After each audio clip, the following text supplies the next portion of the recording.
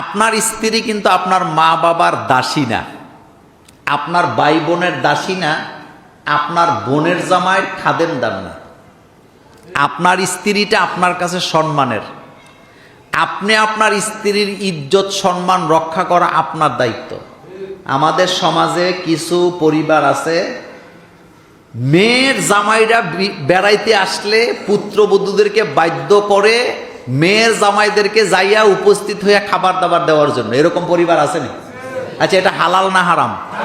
এত আস্তে গেলে হইব নি? তো কোন সাহসে পাঠান? পাঠাবেন কেন?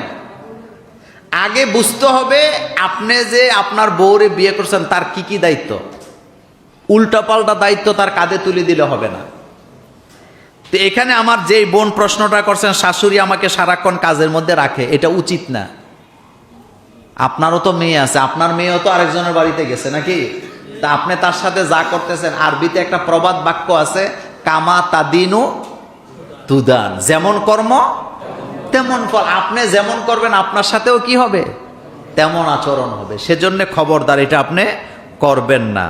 তবে বাবা মানে স্বামীর বাড়ির কোনো কথা কখনোই বাপের বাড়িতে পাচার করবেন না, এতে করে আপনার ইজ্জত নষ্ট হবে। আপনার বাপ মা এটা সমাধা করতে পারবেন। আরেকটা কথা বলি, শুনেন, স্বামী স্ত্রীর মধ্যে ঝগড়া হইলে কখনো এটা কারো কাছে বললেন না। কারণ আপনি যে বলতে যান স্বামী স্ত্রী, আপনি মনে করছেন আপনারা বালা মনে করবো, আসলে না। আপনাদের দুইজনের একজনেরও তারা কি মনে করবে না?